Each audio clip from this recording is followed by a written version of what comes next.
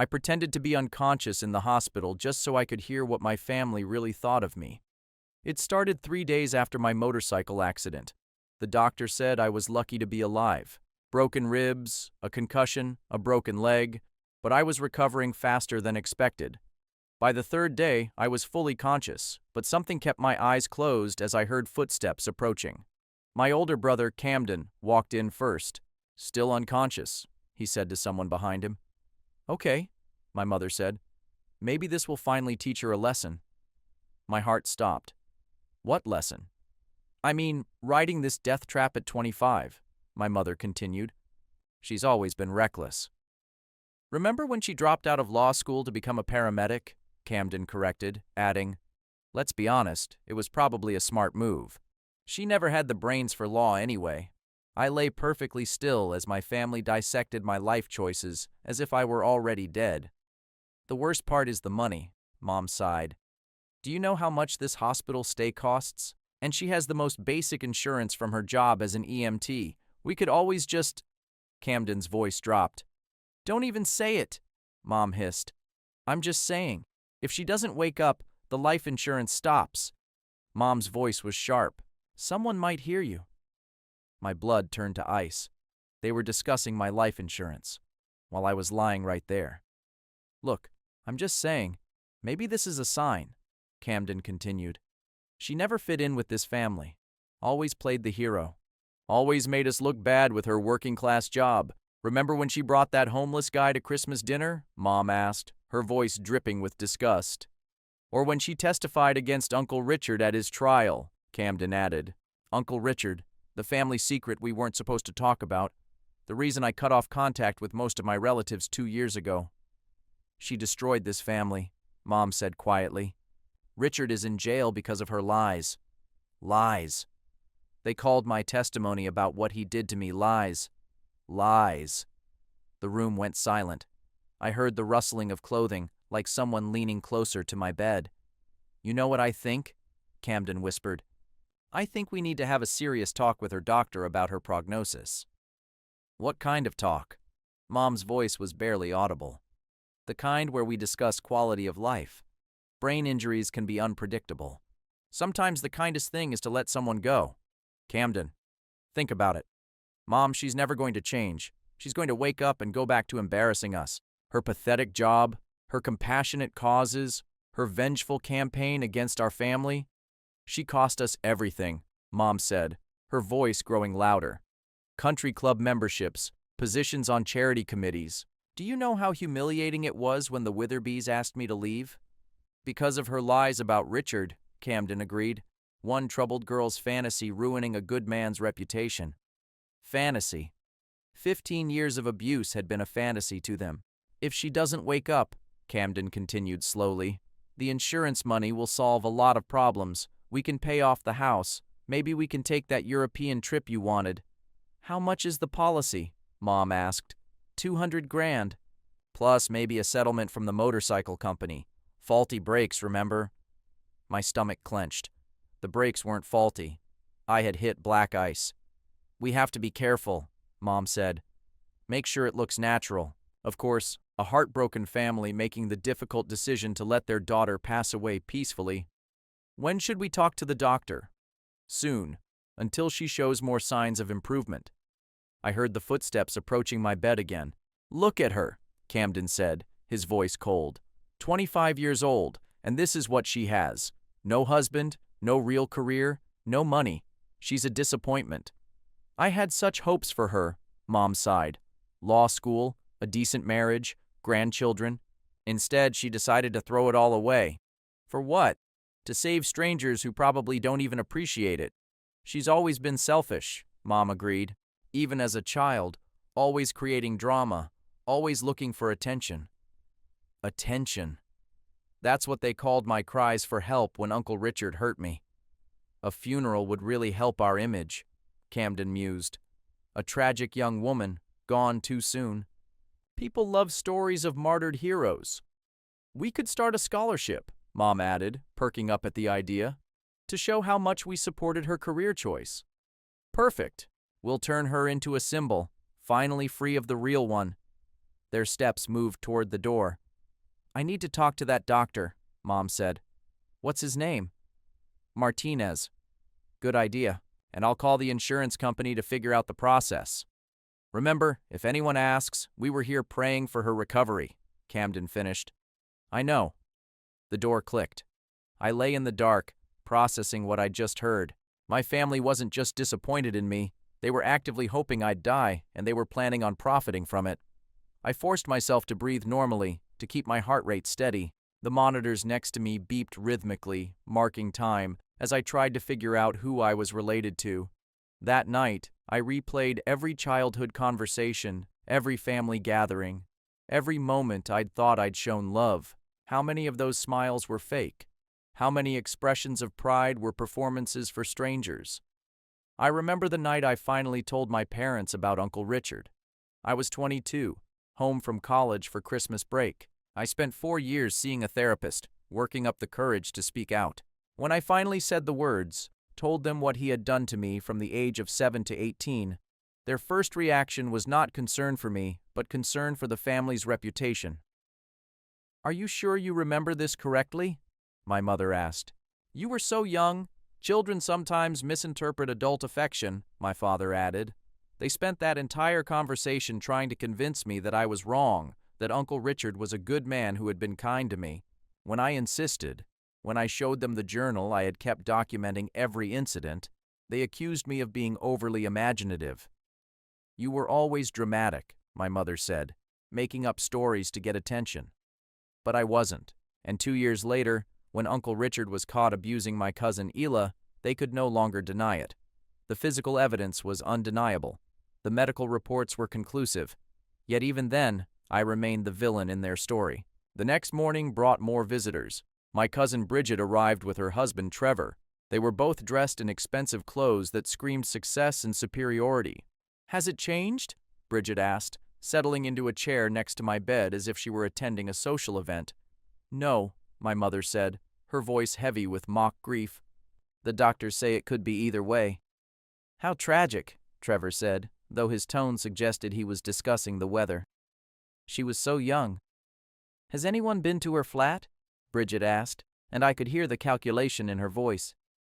"I mean, someone should go through her things, make sure nothing gets stolen." My apartment, a one-bedroom place I worked 3 jobs to afford, decorated with second-hand furniture and art from local artists I'd befriended. It wasn't much, but it was mine. "Camden has her keys," Mom said. "He does all that." "Good idea," Trevor said. "Does she have any valuables? Electronics, jewelry, savings?" The audacity was astounding. They cataloged my things as I lay, presumably unconscious, 3 feet away. "A little." Camden's voice joined the conversation as he walked into the room. Her motorcycle was the most expensive thing she owned, and it was totaled. "What about her savings?" Bridget pressed. "Investment accounts? Retirement funds?" "She spent it all on that ridiculous motorcycle," Mom said, disgusted. "And she gave the money to every sad story that came her way. They talked about my donations to the women's shelter, the homeless veteran I'd helped get back on his feet, the immigrant family whose medical bills I paid when their son was hit by a drunk driver. Remember when she paid for that stranger's cancer treatment?" Bridget laughed, the sound devoid of warmth. "Thousands of dollars for someone she met exactly once." "Or when she gave her entire Christmas bonus to an animal rescue," Camden added, shaking his head as if my generosity were mental illness. "At least she had good life insurance," Trevor said, turning the conversation back to finances. "That shows some foresight." "The EMT union insurance required it," Camden explained, though I doubt she understood what that meant for her heirs. "Who are the beneficiaries?" Bridget asked, trying to sound casual and failing miserably. "Mom and I are listed as co-beneficiaries," Camden said. "She formalized this when she started working, back when she considered us family. Before I testified against Uncle Richard, before I learned that the truth was less important to them than reputation." "That's fortunate," Trevor said. The word hit me like a physical blow. At least something good can come out of this tragedy. Fortunate. My possible death was fortunate for them. They stayed for another hour, their conversation moving between false concern for my well-being and very real interest in my financial situation. They discussed funeral arrangements, memorial services, and how to present my life story in the most favorable light for them. Not once did anyone mention missing me. Not once did anyone share a fond memory. Not once did anyone express hope for my recovery. They talked about me as if I were already dead, as if I were a problem that had finally been solved. When they finally left, I heard my mother whisper to Camden in the hallway, "Have you talked to Dr. Martinez yet?" "This afternoon," he said. "I'm going to ask about her realistic prognosis and our options." Our options, not my options, theirs. That afternoon, Dr. Martinez walked in with Camden, and I immediately sensed the tension between them. I liked Dr. Martinez during my conscious interactions. He seemed genuine, competent, and caring. I hoped he wouldn't fall for whatever manipulation Camden was planning. "Doctor, I need to ask some tough questions," Camden began, his voice heavy with a false emotion that sent shivers down my spine. "Sure. How can I help you?" "My sister has always been troubled. Mental health issues, risky behavior, bad decisions. Is it possible that even if she wakes up, she might not be the same?" My stomach churned. Camden laying the groundwork to cast doubt on my mental competence, creating a narrative that would justify everything they were planning. "Brain injuries can certainly affect personality and cognitive function," Dr. Martinez said carefully, "but your sister's scans look very promising. I expect a full recovery, but you can't be sure. Medicine isn't about certainties, Mr. Thornfield. It's about probabilities. And the probabilities are that your sister will make a full recovery." "What if we're not satisfied with those odds?" Camden asked, and the casual way he said it made my blood run cold. There was a long pause. I could almost hear Dr. Martinez processing the implications of the question. "I'm not sure I understand what you're asking," he said slowly.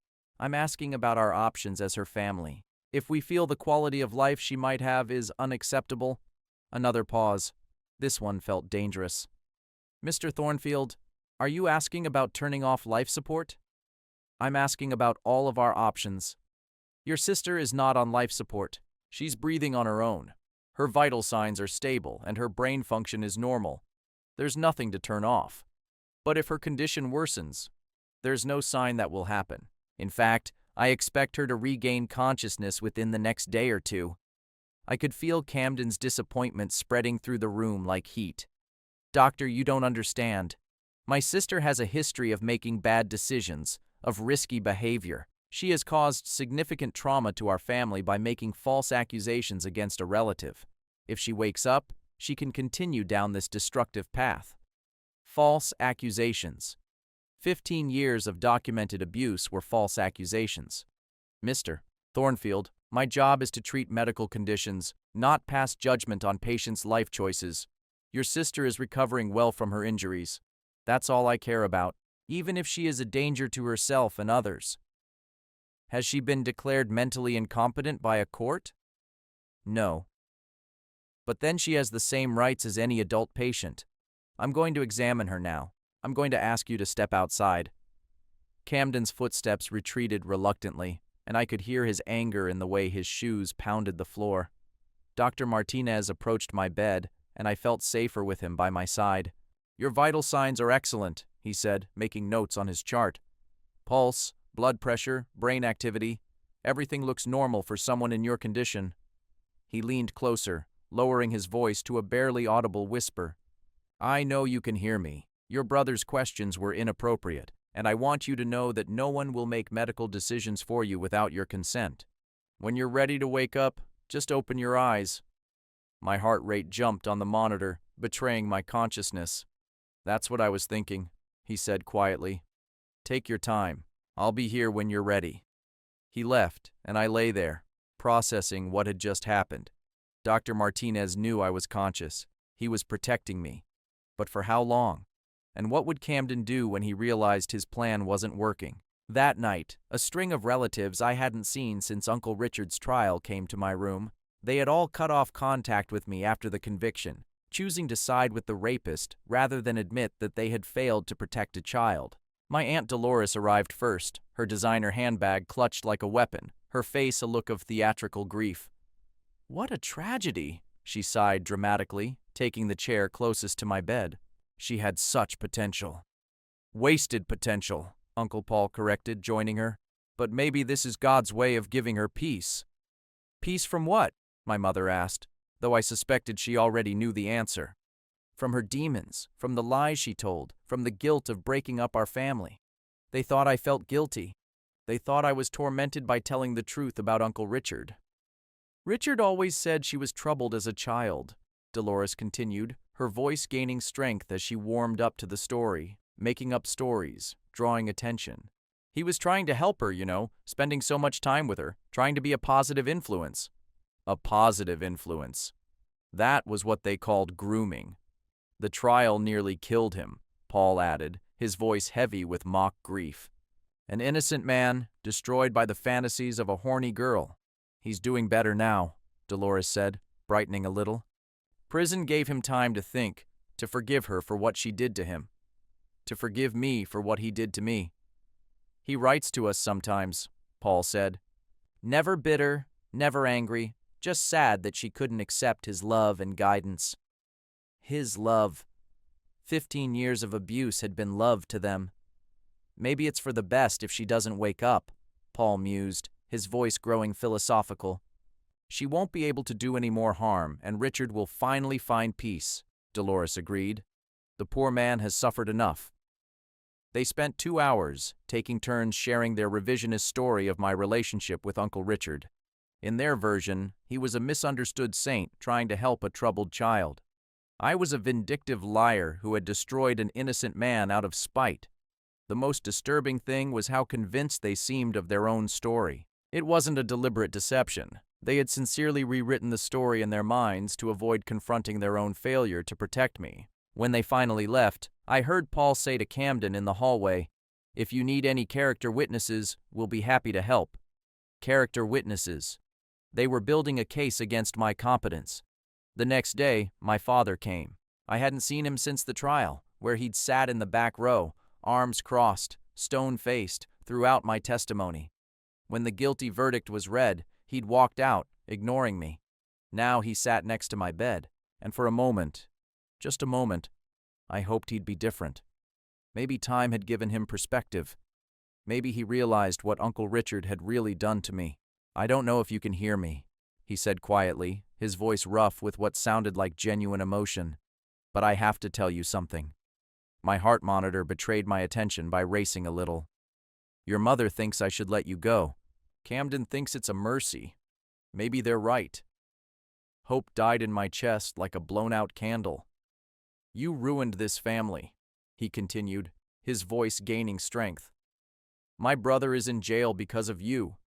My wife can't go to church in public. My son has to explain to his co-workers why his sister ruined our reputation. But I know why you did it. You were always jealous of Richard. He was successful, respected, accomplished everything you never were. So you decided to destroy him. You were jealous of my rapist. The man who stole my childhood was the one I supposedly envied. The worst part is that people believed you. The court believed you. But I know my brother. He's a good man who made one mistake. One mistake, not mistakes. Not a decade-long pattern of abuse. One mistake. He trusted you," Dad continued. "Tried to be a father figure when you needed guidance, and you repaid his kindness by ruining his life? A father figure." The irony was stifling. "If you wake up, nothing will change. You'll still be the same vindictive, attention-seeking girl who destroyed our family for her 5 minutes of fame in court. 5 minutes of fame. 4 days of testimony about 15 years of abuse had been his quest for glory. Maybe it's better if you don't wake up," he said, standing up to leave. "Maybe everyone will be happier." He paused at the door, then returned to my bed. "I've already signed the papers Camden prepared. If your condition worsens, we won't keep you alive. It's best for everyone." The papers. They had prepared the legal documents to ensure my death. "I should hate you for what you did to Richard," he said, his voice dropping to a whisper. "But you're still my daughter, so I'll just hope you find peace." After he left, I lay there, trying to process the depth of their betrayal. My own father, The man who was supposed to protect me had chosen my rapist over me. Not only had he refused to believe what Uncle Richard had done, he had actively contributed to my death. The realization hit me like a physical blow. I was completely alone. Every man who was supposed to love me unconditionally had conditions, and I had failed to meet them by refusing to remain silent about the abuse. That night, a new voice entered my room. A professional woman with the distinct confidence of someone used to handling delicate situations. "Mrs. Thornfield, I am attorney Patricia Walsh. You called about your daughter's situation. A lawyer. They hired a lawyer to help them kill me." "Yes," Mom said, settling into the visitor's chair. "We need to understand our options for our daughter's care. I've reviewed the medical records you provided. Your daughter is stable, correct?" "For now, but the brain injuries are unpredictable. The doctors say there could be complications." That was a lie. Dr. Martinez said I was recovering well. "And you mentioned concerns about her mental competency. She's been making increasingly unpredictable decisions in the last few years," Mom said, warming up to her story. "She dropped out of law school for a low-paying job, estranged from the rest of the family because of false allegations against her uncle. False accusations. She claimed he abused her as a child. The court believed her lies. And now an innocent man is sitting in prison." "I see. And you are concerned that if she regains consciousness, she may continue to make bad decisions." "We are concerned that she may be a danger to herself and others. She has always been impulsive, reckless. This motorcycle accident is just the latest example. Well, if she regains consciousness, you can file for guardianship on the grounds of mental incompetence. With the proper documentation, you can make medical and financial decisions for her." "What documentation would we need?" "Psychiatric reports, statements from family members about her erratic behavior, evidence of poor judgment. The more complete the file, the better your chances. And if she doesn't regain consciousness, the healthcare proxy you created allows you to make life and death decisions on her behalf." Healthcare proxy. They gave themselves the legal right to kill me while I was unconscious and unable to object. "How quickly can we get started?" Camden's voice joined the conversation as he entered the room. "If she wakes up, we can file a motion within a few days. The court will order an evaluation, and if she is found incompetent, you will be appointed her guardians. And if she doesn't wake up, that's up to you and her doctors. Some families choose to maintain life support indefinitely. Others believe it is more humane to allow a natural death to occur. They spend another hour discussing legal strategies, financial implications, and how to present a case for her incapacity." Attorney Walsh explained how to document her erratic behavior, which family members would be the best witnesses, and what kind of psychiatric evaluation would support their case. When they were finished, I understood the full scope of their plan. If I woke up, they would declare me incompetent and control every aspect of my life. If I didn't wake up, they would let me die and collect the insurance money. Either way, they had eliminated the problem I represented. But they had made one critical mistake. They had assumed that I was helpless, that I had no say in my own destiny. They were about to find out that was not true. The next morning, Dr. Martinez returned alone to make rounds. As soon as he entered the room, I could feel his tension. "I know you're awake," he said quietly, making sure the door was closed. "And I know what your family is planning. We need to talk." I opened my eyes slowly, blinking in the fluorescent light that suddenly seemed too bright. "How long have you known?" I whispered, my voice shaking from the days of silence since yesterday. "Your heart rate quickens every time they say something disturbing. Your brain scans show normal activity. You are physically capable of consciousness." I tried to sit up. My body was stiff and weak from days of lying still. "They're trying to kill me," I said. The words felt surreal even as I spoke them. "I know. And legally, they might be able to. They filed paperwork establishing a healthcare proxy.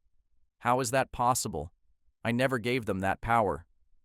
They claimed you were incompetent and had no advance directives. Since no one could challenge that, the court granted their emergency motion. But I am conscious now." "Yes, but they could argue that your brain injury has impaired your judgment. With the appropriate psychiatric evaluation and testimony from family members, they could declare you incompetent. So what are my options?" Dr. Martinez pulled a chair closer to my bed, his face serious. "Limited, but not non-existent. Tell me about this uncle. They mentioned the one in jail. So I told him all about Uncle Richard, who had moved in with us when I was 7, after his bad divorce had left him temporarily homeless. About how my parents had welcomed him with open arms, grateful for his help with childcare while they worked hard to build their careers. About how his help had quickly turned into something much darker.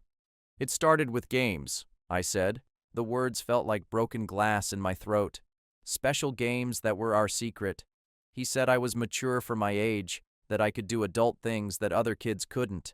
Dr. Martinez listened without judgment, taking notes now and then. Have you ever tried to tell anyone? I tried to tell my mother one day when I was 12. She was getting ready for work, hurrying through the kitchen, and I told her that Uncle Richard was embarrassing me. What did she say? She said I was being dramatic, that Uncle Richard was family, that he loved me and would never hurt me. She said I should be grateful to have such a caring uncle. Dr. Martinez shook his head in disgust. The abuse continued until I left for college at 18. Even then, he found ways to corner me during holiday visits. It wasn't until I was 22 in therapy that I realized what had really happened to me. What made you finally report it? My cousin Isla, she was 7, the same age as me when it started. I noticed he paid her the same special attention. I couldn't let that happen to another child. So you went to the police. At first, I tried to warn my family. I thought if I explained what he had done to me, they would protect Isla. But they accused me of being jealous, spiteful, seeking attention. They said I was making up stories to hurt Uncle Richard because I had always resented his success. It was bound to be devastating, and it was. But I couldn't let Isla suffer the way I had. So I went to the police alone, and they believed you. After all, the detective had experience with sexual assault cases. She knew what to look for, what questions to ask. When they examined Isla, they found evidence that confirmed my worst fears. He had already been abusing her. Yes, for months. And there were others, girls from his neighborhood, his ex-wife's daughter from her first marriage. The investigation revealed a pattern that went back 20 years. Dr. Martinez paused for a moment, processing the information. Your family still doesn't believe you. They believe what's convenient. Admitting his guilt would mean admitting they failed to protect me. It's easier to believe that I'm lying. What do you want to do now? I want to disappear. I want them to think I'm dead. It's complicated, and it's illegal. More illegal than conspiracy to commit murder. Got it. But faking a death involves falsifying medical records, insurance fraud, possible federal charges. What if we don't fake it? What if we just let them make the choice? Dr. Martinez raised an eyebrow. I don't get it. They want to turn off life support, right? What if we give them the option?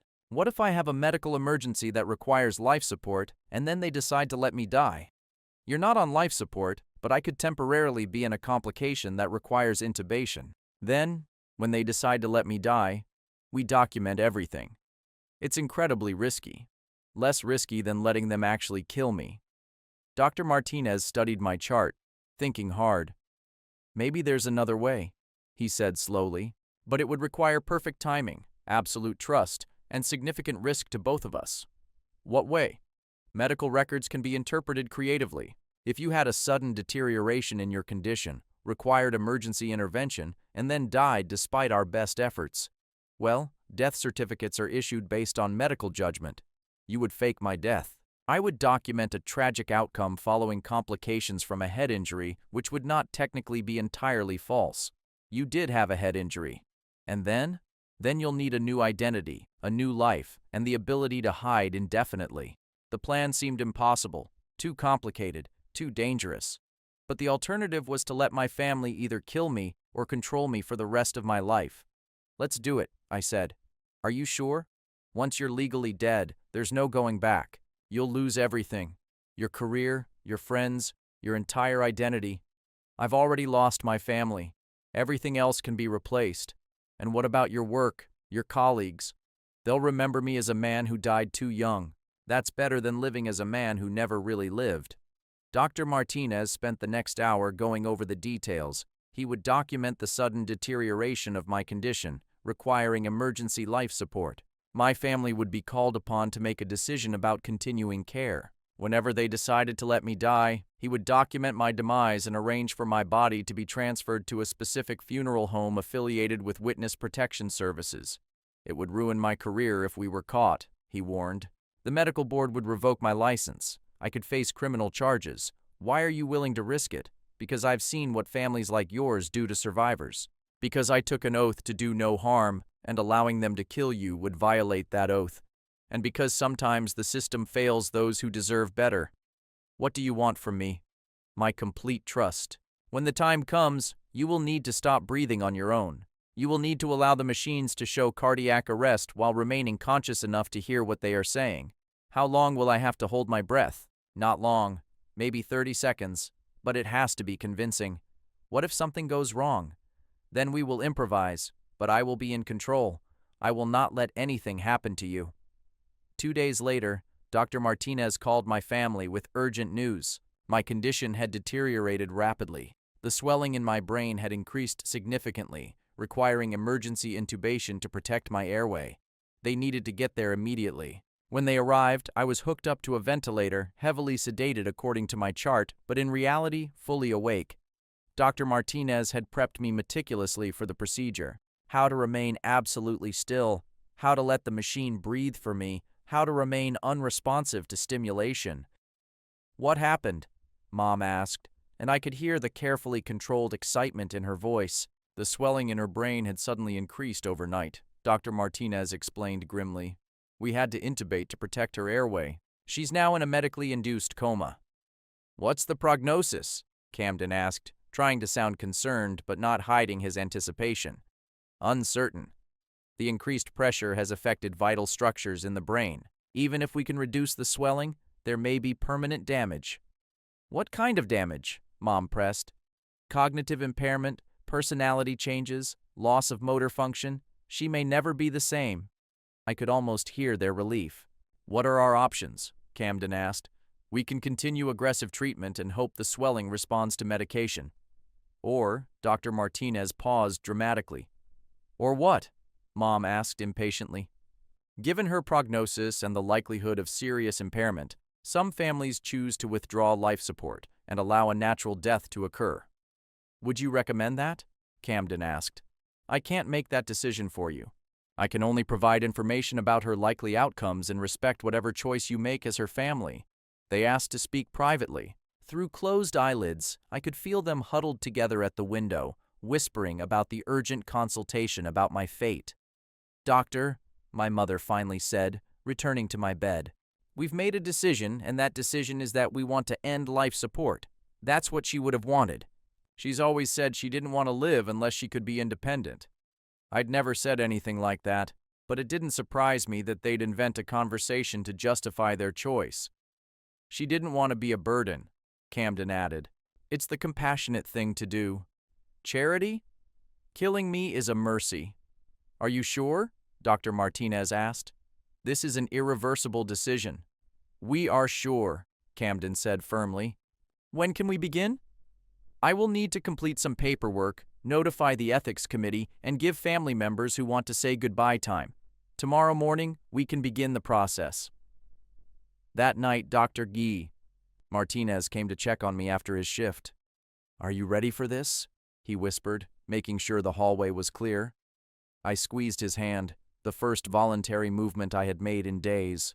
"Tomorrow, when they turn off the ventilator, you will need to stop breathing on your own for about 30 seconds. I will document the cardiac arrest, then begin resuscitation efforts, which will fail. From here, you'll be taken to the morgue and then to our contact at the funeral home." "What about my records here?" "They'll say you died of complications from withdrawal of life support. The cause of death will be listed as natural, brain death following traumatic injury. And if they want an autopsy, they won't. Your family has already indicated they want immediate cremation with minimal ceremony." Of course, that's what they did. The sooner I disappear, the sooner they can collect the insurance money and move on with their lives. "There's one more thing," Dr. Martinez said. "I've contacted someone who specializes in helping survivors of violence disappear. She will be waiting at the funeral home to begin the process of creating your new identity." "What's her name?" "Agent Patricia Wolf, FBI. She has been tracking your uncle's case and is aware of your family's reaction to your testimony." The FBI was involved. This was more than just my family's greed. It was part of a larger investigation into how families had silenced survivors of abuse. The next morning, my entire extended family gathered for my death. Aunts, uncles, cousins, people who hadn't spoken to me in years suddenly appeared to witness my final moments. They ranged around my bed like mourners at a vigil, their faces carefully etched in expressions of grief that did not reach their eyes.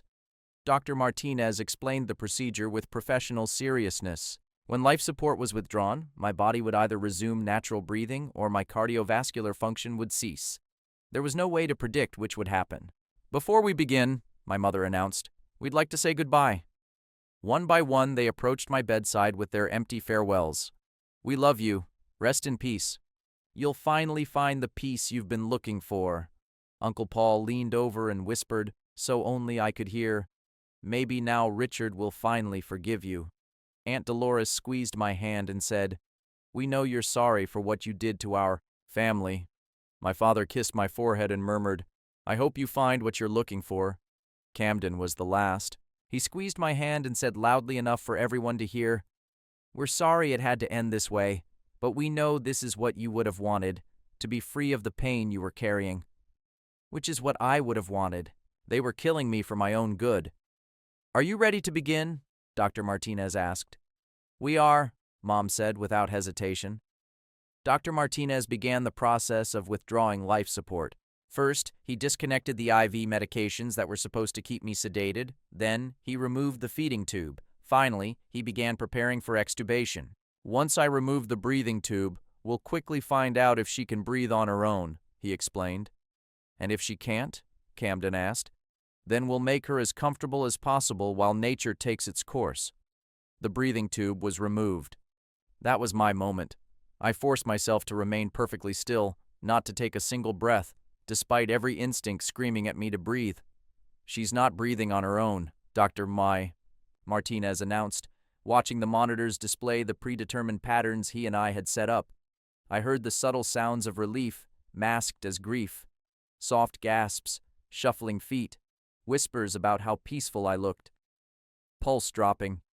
Dr. Martinez played his part perfectly. "Is she in pain?" Mom asked, though there was no real concern in her voice. "No, she's completely unconscious. It's calm." "How long will it take?" Camden asked. "Not long. Her heart rate is getting irregular." I lay there, holding my breath, counting the seconds in my head. 30 seconds felt like 30 years, but I forced myself to remain still. "Losing heart rhythm," Dr. Martinez said. "I am declaring time of death." He went through the formal process, noting the time of death, documenting the cause, and explaining the next steps to my family. "We'd like to arrange cremation as soon as possible," Camden said immediately. She wouldn't want a big funeral. She was always secretive about such things. Secret? They wanted me cremated quickly, so there was no chance of discovery. "I understand," Dr. Martinez said. "I'll have her body turned over to Morrison Funeral Home. They can handle all the arrangements discreetly." Morrison Funeral Home, the facility Dr. Martinez had arranged to facilitate my disappearance. I lay perfectly still for the next hour while my family discussed the funeral logistics surrounding my corpse.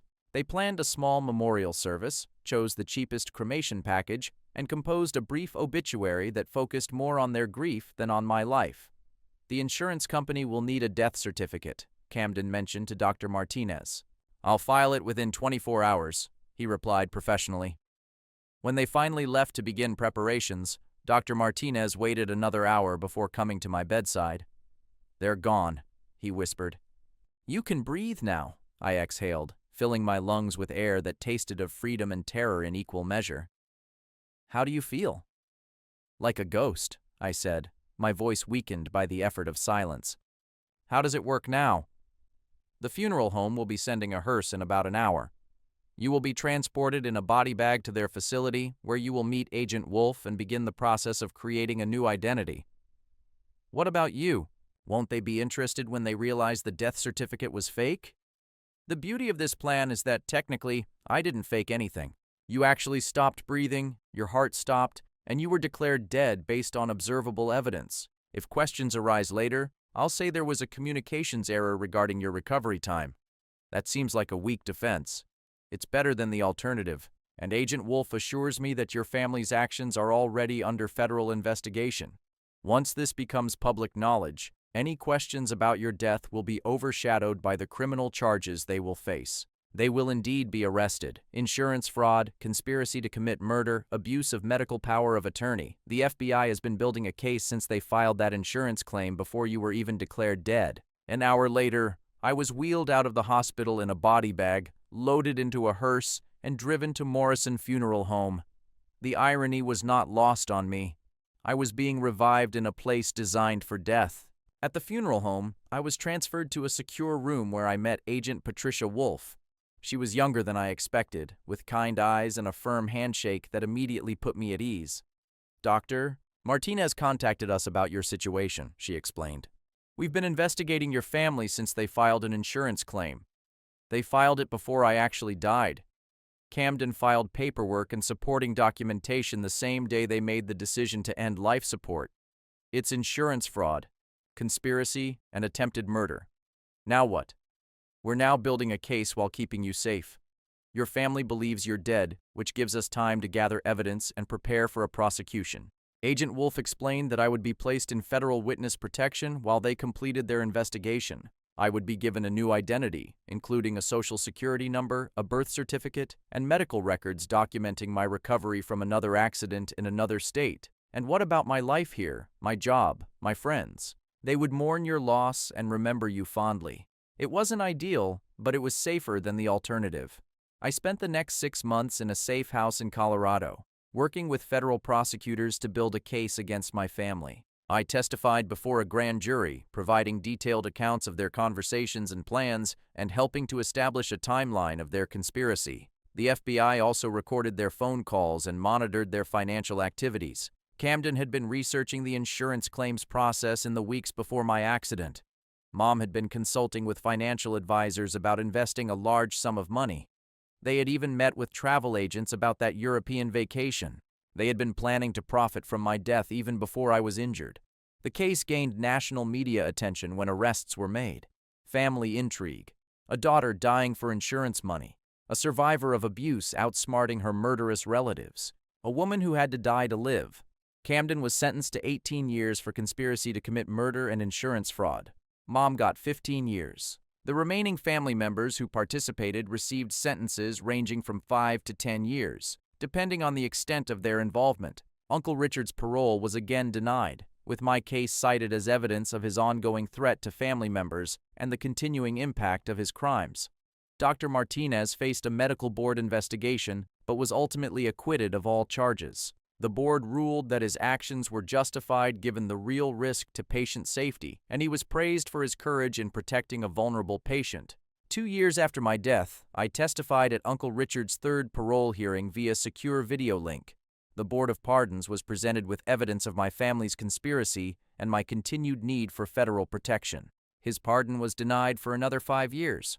I now live under my legal identity as Sage Miller in Oregon, working as a paramedic in a rural county where my skills are desperately needed. I have completed additional training under my new identity and have earned certifications that allow me to work as a flight medic for the region's helicopter rescue service. My new co-workers know me as a man transferred from Colorado after a difficult divorce. They don't know my past, but they know me as someone who fights hard for patients, especially those who are vulnerable or voiceless. The work is demanding, but rewarding. Every life I save feels like proof that I made the right choice, that survival was worth it despite everything I left behind. Sometimes I receive letters, forwarded through the FBI, from distant relatives who claim they always suspected something was wrong and want to reconnect now that the truth is out. Some apologize for their part in my estrangement. Others claim they were manipulated by family members now in prison. I read these letters carefully, then put them aside without responding. Because the most important lesson I learned in those days in a hospital bed is that family is not defined by blood or genetics. It's defined by the people who show up when you need them, who believe you when you tell difficult truths, and who protect you even when it costs them. Dr. Martinez still communicates through secure channels about his ongoing work with survivors and the protocols he's developed to identify families who pose a threat to vulnerable patients. Agent Wolf has become a true friend, someone who understands the complexity of survivors' guilt and the ongoing challenge of constructing a new identity while processing old trauma. My new paramedic partner, Quinn, doesn't know about my past, but she's become the friend I never had growing up. A person who values honesty, courage, and genuine kindness above social status or family reputation. Last year, I helped save a teenager who had been sexually abused by her stepfather. When her family tried to get her to recant her testimony, tried to convince her to keep it within the family to avoid a scandal, I made sure she had advocates who believed her. I made sure she had something I never had: adults who put her safety above their own comfort. The hardest part of my new life isn't the isolation or the false identity, or even knowing I can never go back to who I was before. It's accepting that the people who were supposed to love me unconditionally were willing to kill me for money and convenience. But from that devastating truth came an unexpected gift: the absolute certainty that I am stronger than I ever imagined. Strong enough to fake my own death, outsmart the people who thought I was helpless, and rebuild my entire existence from the ground up. Strong enough to save others. Every emergency room call I attend, every patient I help stabilize, every family I comfort in their darkest moments is proof that sometimes the best revenge on the people who tried to destroy you is simply refusing to stay destroyed. My family thought they were eliminating a problem. Instead, they created someone truly unstoppable. Someone who learned that the strongest thing you can do when people want you gone is to choose exactly how you disappear and when you return. Even if returning means becoming someone entirely new, the woman they tried to kill is gone forever. But the woman who takes her place is something they never expected. A person with nothing left to lose and everything left to fight for. A person who has learned that sometimes you have to lose everything to find out who you really are. And sometimes the person you really are is someone worth dying for, someone worth living for, someone worth becoming.